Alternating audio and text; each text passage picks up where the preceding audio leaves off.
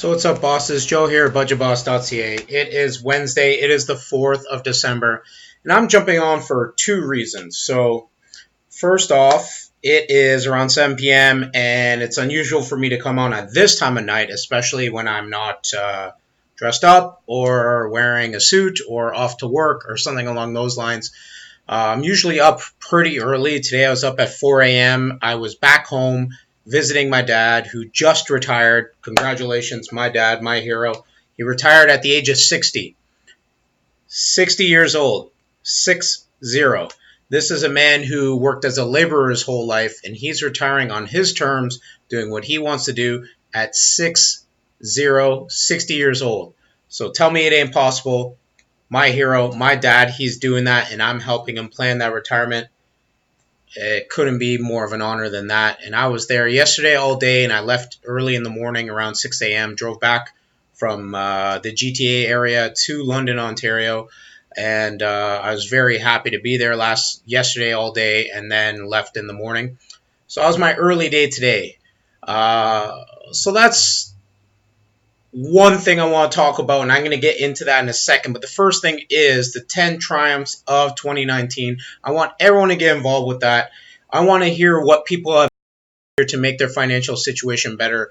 New job, leaving your old job, asking for a raise, saving for your kids' education, starting a budget, putting a down on a house, starting to save for a down on a house, because housing right now is crazy. And a lot of people don't understand how crazy housing is right now, how hard it is for the first-time home buyer to get into a home.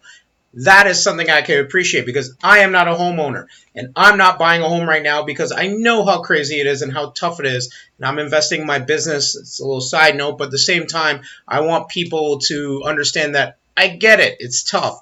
It's tough to get in a home at this point in your life if you're a first-time home buyer. So if you're saving for that first home, I want to know about it. If you actually got your first home, I want to know about it.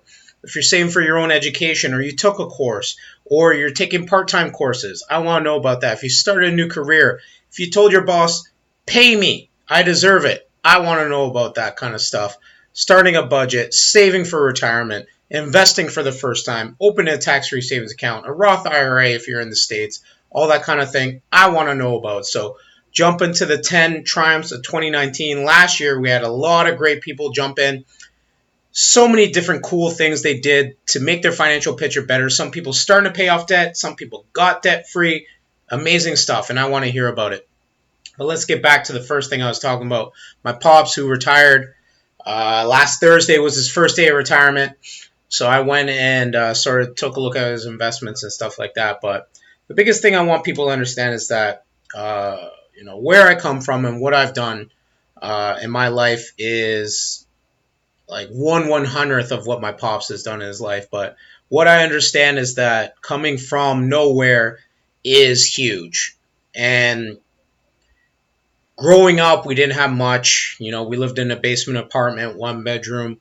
It wasn't fancy. It wasn't a big thing. It was not special by any means. And I always, growing up, always thought, like, what the hell's up with this? Like, why are we, like, this is pretty crappy. Like, this is a crappy existence.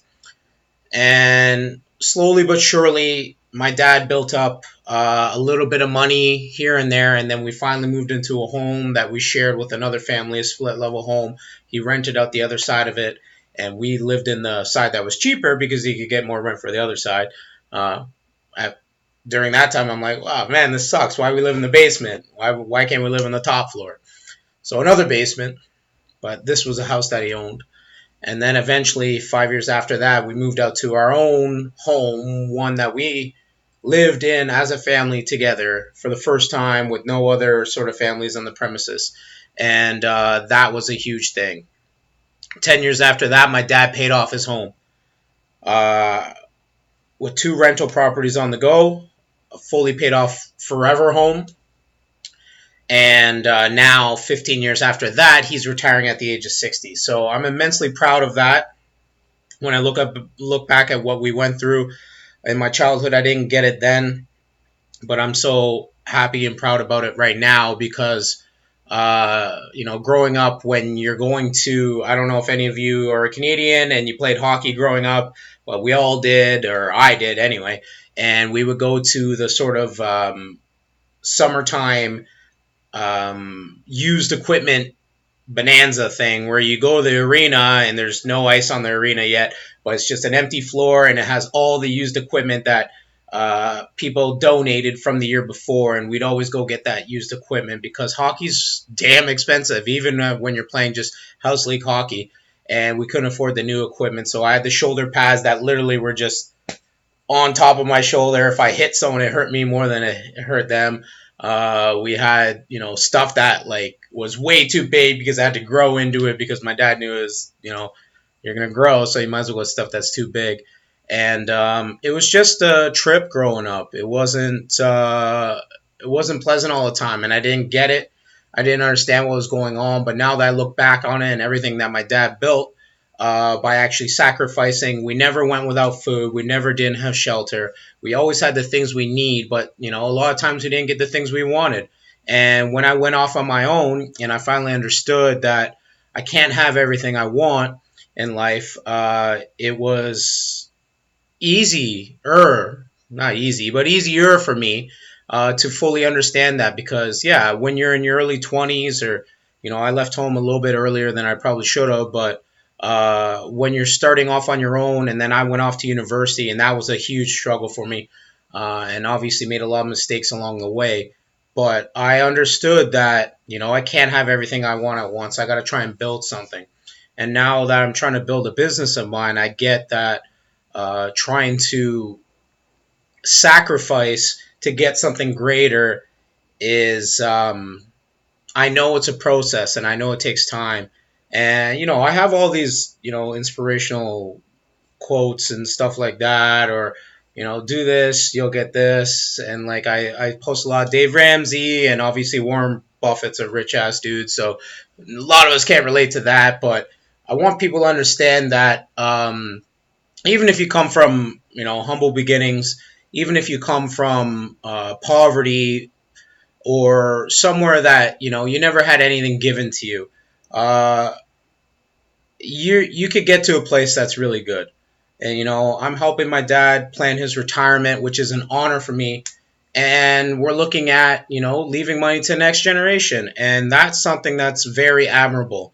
And that's something that I want to do in my life. I want to leave my mark on people that have helped me along the way. And looking back on it, the only regrets I have are the people that I didn't treat right, or I didn't take care of the way I should have. I don't look back at the pain or the suffering that I went through as something that is a negative. I look at it as a positive. That's something that's helped influence me and shape me to the person I am today and the person I want to be in the future.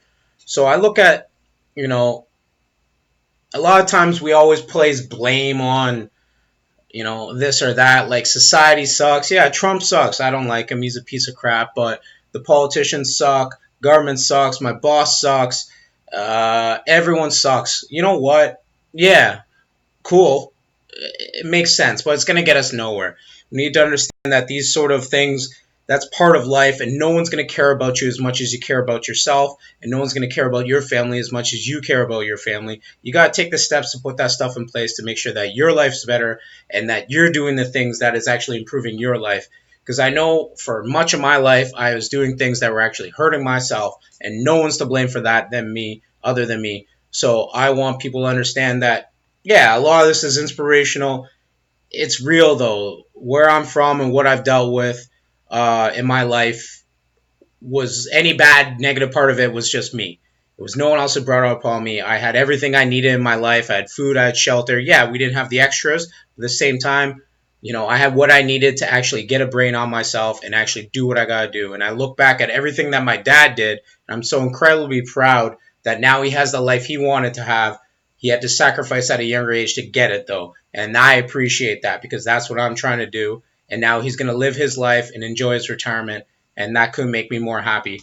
And you know what? If it means that when I was younger, I didn't get the new game or new equipment for hockey or anything like that, or we had to eat something that wasn't as great as filet mignon, it is what it is. So proud of my dad, and I want everyone to know that you can get what you want if you actually work hard, you put your mind to it, you try your best. And you know what? Everything else, It's really just noise. So that's Budget Boss. Have a great night.